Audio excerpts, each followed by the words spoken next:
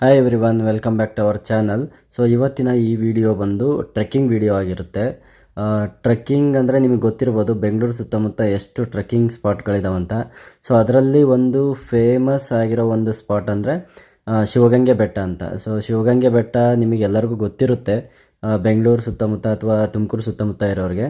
So ಈ ಶಿವಗಂಗೆ ಬೆಟ್ಟ ಬಂದು ತುಮಕೂರಿಂದ ಅರೌಂಡ್ 20 to 25 ಕಿಲೋಮೀಟರ್ಸ್ ಇದೆ, ಮತ್ತು ಬೆಂಗಳೂರಿಂದ 54 ಕಿಲೋಮೀಟರ್ಸ್ ಇದೆ. ಸೊ ನಾವು ಫೈನಲಿ ಬಂದು ರೀಚ್ ಆದ್ವಿ. ಸೊ ನಾವು ಬಂದಿದ್ದು ಬೈಕಲ್ಲಿ. ಇದು ಪಾರ್ಕಿಂಗ್ ಪ್ಲೇಸು. ಸೊ ಇಲ್ಲಿ ಪಾರ್ಕಿಂಗ್ ಪ್ಲೇಸಲ್ಲಿ ನಾವು ಪಾರ್ಕ್ ಮಾಡಿ ಮುಂದೆ ಹೋಗ್ತಾ ಇದ್ವಿ. ಸೊ ಇಲ್ಲಿ ಟಿಕೆಟ್ ತಗೋಬೇಕು ಪಾರ್ಕಿಂಗಿಗೆ. ಅವರು ನಮ್ಮದು ಕಾರ್ ಅಂದ್ಕೊಂಡು 40 ರೂಪೀಸ್ ಹೇಳಿದರು, ನಾವು ಬೈಕ್ ಅಂದ್ವಿ. ಸೊ 20 ರೂಪೀಸ್ ಈಚ್ ಅಂತ ಹೇಳಿದರು. ಸೊ ನಾವು ಹೋಗಿದ್ದು ಟೋಟಲ್ 3 ಬೈಕಲ್ಲಿ.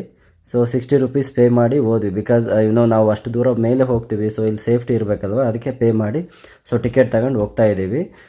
ಸೊ ಇಲ್ಲಿ ನೋಡ್ಬೋದು ಎಲ್ಲ ಸ್ಟೆಪ್ಸ್ ಕೂಡ ಇದ್ದಾವೆ ಬಿಗಿನಿಂಗಲ್ಲಿ.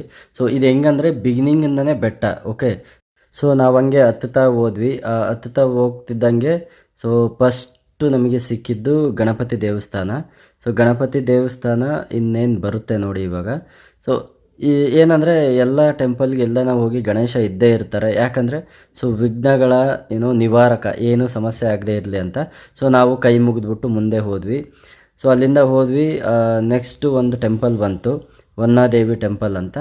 ಸೊ ಅಲ್ಲಿ ಕೈ ಮುಕ್ಕೊಂಡು ದರ್ಶನ ಮಾಡ್ಕೊಂಡು ಮುಂದೆ ಹೋದ್ವಿ. ಸೊ ಹೋಗ್ತಾ ಹೋಗ್ತಾ ನೆಕ್ಸ್ಟ್ ಟೆಂಪಲ್ ಬಂದು ಗಂಗಾಧರೇಶ್ವರ ಟೆಂಪಲ್ ಅಂತ. ಸೊ ಅಲ್ಲಿ ಒಳಗೆ ಹೋಗಲಿಲ್ಲ, ಬಿಕಾಸ್ ಶೂಸ್ ಎಲ್ಲ ಹಾಕೊಂಡಿದ್ವಿ, ಮತ್ತೆ ಬರ್ಬೇಕಾದ್ರೆ ಹೋಗೋಣ ಅಂತ ಹಂಗೆ ಹೋದ್ವಿ. ಸೊ ನೋಡ್ಬೋದು ಇಲ್ಲೆಲ್ಲ ಚೆನ್ನಾಗಿದೆ, ಹಿಸ್ಟಾರಿಕಲ್ ಪ್ಲೇಸ್ ಆಗಿರೋದ್ರಿಂದ ಇದೆಲ್ಲ ನೀವು ನೋಡ್ಬೋದು. ಸೊ ಒನ್ ಥಿಂಗ್ ಏನಂದರೆ, ಇದಕ್ಕೇನಕ್ಕೆ ಶಿವಗಂಗೆ ಅಂತ ಹೆಸರು ಬಂತು ಅಂದರೆ, ಶಿವಗಂಗೆ ಇದು ಬೆಟ್ಟ ಬಂದು ಶಿವಲಿಂಗದ ಆಕಾರದಲ್ಲಿದೆ. ಓಕೆ, ಮತ್ತು ಅಲ್ಲಿ ಗಂಗಾ ಅನ್ನೋ ಒಂದು ಚಿಲುಮೆ ಇದೆ.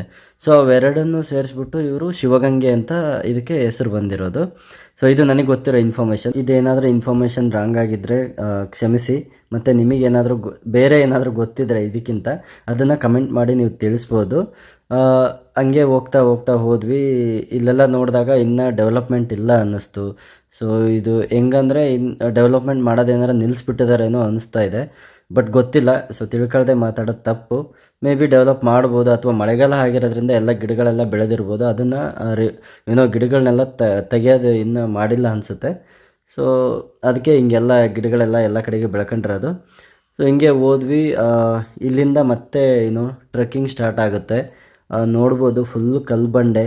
ನಾವು ಅವತ್ತು ಹೋಗಿದ್ದ ದಿವಸ ಏನಾಯ್ತಂದರೆ, ಮಾರ್ನಿಂಗ್ ಹೋದ್ವಿ, ಮತ್ತು ಇಲ್ಲಿ ಏನೂ ಬಿಸಿಲೇನಿರಲಿಲ್ಲ ಅಷ್ಟು. ಸೊ ರೈನಿ ಸೀಸನ್ ಆಗಿರೋದ್ರಿಂದ ಬಿಸಿಲೇನಿರಲಿಲ್ಲ, ಅಷ್ಟು ಚೆನ್ನಾಗಿತ್ತು ವೆದರು. ಸೊ ಹೋದ್ವಿ. ಹೋಗ್ತಾ ಹೋಗ್ತಾ ನೀವು ನೋಡ್ಬೋದು ಸ್ಟೆಪ್ಸ್ನ ಮತ್ತೆ ಇವರೇನು ಆರ್ಟಿಫಿಷಿಯಲಾಗಿ ಮಾಡೋಕ್ಕೋಗಿಲ್ಲ, ಇರೋ ಬಂಡೆನೇ ಕೊರೆದ್ಬಿಟ್ಟು ಮೆಟ್ಲು ಮಾಡಿರೋದು.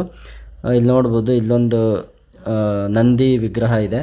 ಸೊ ಹಂಗೆ ಹೋಗ್ತಾ ಹೋಗ್ತಾ ಹೋದ್ವಿ. ಎಲ್ಲ ಕಡೆನೂ ಅಲ್ಲಲ್ಲಿ ಜ್ಯೂಸ್ ಸ್ಟಾಲ್ಗಳು ಸಿಗ್ತವೆ. ಜ್ಯೂಸ್ ಇನ್ ದ ಸೆನ್ಸ್ ಕಬ್ಬಿನ ಹಾಲು, ಮಜ್ಜಿಗೆ, ಆ ಥರ ಏನಾರ ಸಿಗುತ್ತೆ. ಸ್ನ್ಯಾಕ್ಸು ಮತ್ತು ಕುಡಿಯೋಕ್ಕೆ ನೀರು ಎಲ್ಲ ಸಿಗುತ್ತೆ. ಇಲ್ಲೇನು ಆ ಥರದ ಸಮಸ್ಯೆ ಏನು ಬರಲ್ಲ. ಸೊ ನಿಮಗೆ ಏನಾದರೂ ತಿನ್ನಕ್ಕೆ ಬೇಕಂದರೆ, ಅಥವಾ ಹಸುವಾದರೆ, ಅಥವಾ ದಾಹ ಆದರೆ ನೀರು ಎಲ್ಲ ಸಿಗುತ್ತೆ. ಎಲ್ಲ ರೀಸನಬಲ್ ರೇಟು. ಮೇಲೆ ಮಾರ್ತಿದ್ದೀವಿ ನಾವು, ಆ ಥರ ಏನು ಜಾಸ್ತಿ ರೇಟ್ ಹೇಳಲ್ಲ. ಎಲ್ಲ ಒಂದು ನ್ಯಾಯವಾದ ಬೆಲೆ ಅಂತಾರಲ್ಲ, ಆ ಥರ. ಓಕೆ, ಇಲ್ಲಿ ಹೋಗ್ತಾ ಇಲ್ಲೊಂದು ನೀರಿರೋ ಪ್ಲೇಸ್ ಇತ್ತು, ನನಗೆ ಗೊತ್ತಿಲ್ಲ ಇದ್ರ ಬಗ್ಗೆ ಅಷ್ಟು. ಸೊ ಅದನ್ನು ಸ್ವಲ್ಪ ಕ್ಯಾಪ್ಚರ್ ಮಾಡ್ಕೊಂಡು ಹಂಗೆ ಹೋಗ್ತಾ ಇದ್ದೀನಿ. ಸೊ ಹಂಗೆ ಹೋಗ್ತಿರ್ಬೇಕಾದ್ರೆ ಇಲ್ಲೊಂದು ದೇವಸ್ಥಾನ ಇದೆ. ಇದಕ್ಕೆ ಒಳಕಲ್ ತೀರ್ಥ ಅಂತ ಫೇಮಸ್ ಆಗಿದೆ. ಇದು ಏನಕ್ಕೆ ಫೇಮಸ್ ಅಂದರೆ, ಇಲ್ಲಿ ಒಳಗಡೆ ದೇವರಿದೆ, ಪ್ಲಸ್ ಅದನ್ನು ಸುತ್ತರ್ದು ಹಿಂಗೆ ಬರಬೇಕಾದ್ರೆ ಅಲ್ಲೊಂದು ನೀರು ಬರೋ ಪ್ಲೇಸ್ ಇದೆ. ಅದಕ್ಕೆ ಒಳಕಲ್ ಅಂತಾರೆ ಕನ್ನಡದಲ್ಲಿ. ಸೊ ಅಲ್ಲಿಂದ ಬರೋ ನೀರನ್ನು ನಾವು ತೀರ್ಥವಾಗಿ ಸೇವಿಸ್ತೀವಿ. ಸೊ ಅದಕ್ಕೆ ಅದನ್ನು ಒಳಕಲ್ ತೀರ್ಥ ಅಂತ ಕರೀತಾರೆ.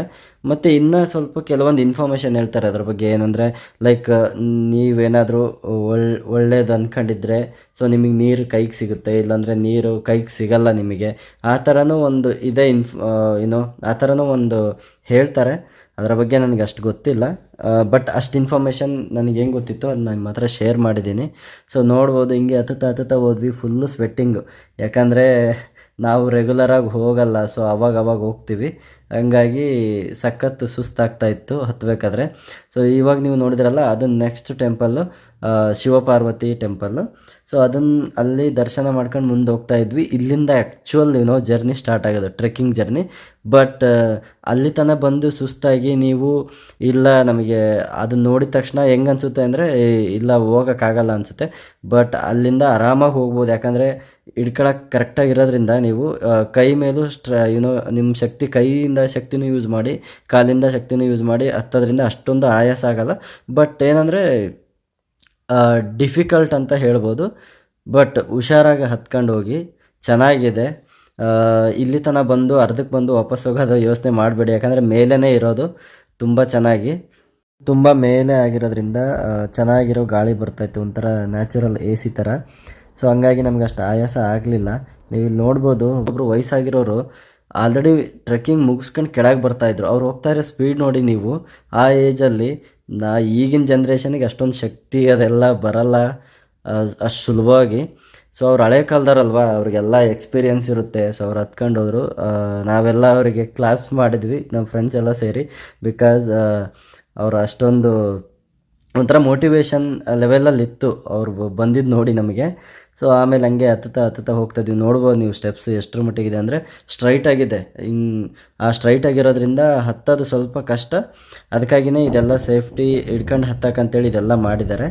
ಸೊ ನಾನು ಈ ಥರ ಎಲ್ಲ ಇರೋದ್ರಿಂದ ಅಲ್ಲಲ್ಲಿ ವೀಡಿಯೋ ಸ್ವಲ್ಪ ಮಾಡಿಬಿಟ್ಟು ಕೆಳಗೆ ನಿಂತ್ಕೊಂಡೇ ಸ್ವಲ್ಪ ಜೂಮ್ ಹಾಕಿ ವೀಡಿಯೋ ಎಲ್ಲ ಮಾಡಿಬಿಟ್ಟು ಮೊಬೈಲ್ನ ಜೇಬಲ್ಲಿ ಇಟ್ಕೊಂಡು ಹತ್ತುತ್ತಿದ್ದೆ. ಬಿಕಾಸ್ ರಿಸ್ಕ್ ಬೇಡ, ಆಯಿತಾ.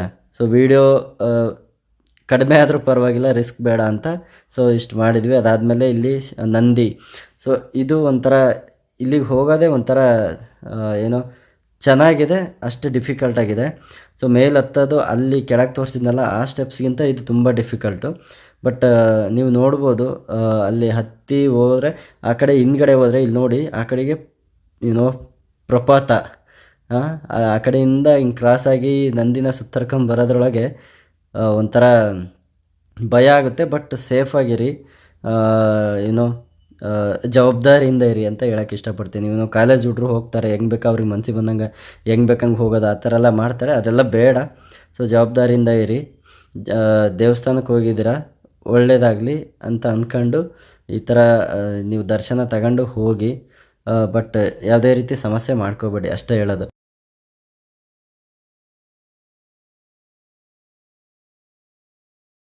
ಸೊ ಅಲ್ಲಿ ದರ್ಶನ ಮುಗಿಸಿ ಮತ್ತೆ ಈ ಕಡೆ ಹೋಗ್ತಾ ಇದ್ದೀವಿ.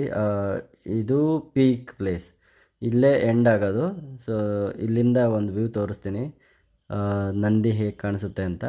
ಸ್ವಲ್ಪ ಜೂಮ್ ಆಗಿ ತೋರಿಸ್ತೀನಿ ನೋಡಿ. ಸೊ ಇದು ಸಿಂಗಲ್ ಆಗಿದೆ ಅಲ್ಲಿ. ಸೊ ಅದು ಒಂಥರ ಡಿಫಿಕಲ್ಟಾಗಿತ್ತು. ಸೊ ಆಮೇಲೆ ಏನಾಯಿತು, ಇಲ್ಲಿ ಕೋತಿಗಳು ತುಂಬ ಕಿಲಾಡಿ ಅಂದರೆ ಲೈಕ್ ಇಲ್ಲಿ ನೋಡಿ, ಕೈಯಲ್ಲಿದ್ದು ಜೀರಾ ತಗೊಂಡೋಗಿ ಕುಡಿತಾ ಇದೆ. ಸೊ ಅದು ಕುಡಿತು, ಅದೆಲ್ಲ ಆಯಿತು. ಸೊ ಅದಾದಮೇಲೆ ನೋಡ್ಬೋದು ಎಷ್ಟು ಗಾಳಿ ಇದೆ ಅಂದರೆ ಒಂಥರ ನ್ಯಾಚುರಲ್ ಎ ಸಿ. ಒಂದು 1 ಅವರ್ ಮಲ್ಕೊಂಡೇ ಬಿಟ್ವಿ. ಅದಾದಮೇಲೆ ಸ್ವಲ್ಪ ಸ್ನ್ಯಾಕ್ಸ್ ಎಲ್ಲ ತಗೊಂಡು ತಿಂತಾಯಿದ್ವಿ. ಒಂದು ಕೋತಿ ಬಂತು, ಸೊ ಅದಕ್ಕೆ ಸ್ನ್ಯಾಕ್ಸ್ ಕೊಟ್ಟೆ, ತಿಂತು. ಸೊ ಅದಾದಮೇಲೆ ಅಪೋಸಿಟ್ ಸೈಡಲ್ಲಿ ನೀವು ನೋಡ್ಬೋದು, ಅಲ್ಲಿ 2 ಕಂಬಗಳಿದಾವೆ. ಸೊ ಅಲ್ಲಿಗೆ ಬಂದ್ವಿ. ಅಲ್ಲಿಗೆ ಬಂದು ಅಲ್ಲಿಂದ ನೀವು ವ್ಯೂ ನೋಡ್ಬೋದು, ಸುತ್ತಮುತ್ತಲಿನ ಪ್ರದೇಶ ಯಾವ ಥರ ಕಾಣಿಸುತ್ತೆ ಅಂತ. ಸೊ ಈ ಬೆಟ್ಟ ಬಂದು ಟೋಟಲ್ 4488 ಅಡಿ ಎತ್ತರ ಇದೆ. ನೀವು ನೋಡ್ಬೋದು, ಸುತ್ತಮುತ್ತಲಿನ ಪ್ರದೇಶ ಎಲ್ಲ ವಿಸ್ತಾರವಾಗಿ ಕಾಣಿಸುತ್ತೆ. ಸೊ ಜೂಮ್ ಹಾಕಿದ್ದೆ ಎಷ್ಟೊತ್ತು, ಇವಾಗ ಜೂಮ್ ಔಟ್ ಮಾಡ್ತೀನಿ ನೋಡಿ, ಎಷ್ಟು ಚೆನ್ನಾಗಿ ಕಾಣಿಸುತ್ತೆ. ಸೊ ಇದೊಂದು ಒಳ್ಳೆ ವ್ಯೂ ಪಾಯಿಂಟು. ಇಲ್ಲಿವರೆಗೂ ಬಂದು ನೋಡಿಬಿಟ್ಟು ಎಂಜಾಯ್ ಮಾಡಿ ಹೋಗಿ ಅಂತ ಹೇಳ್ತೀನಿ.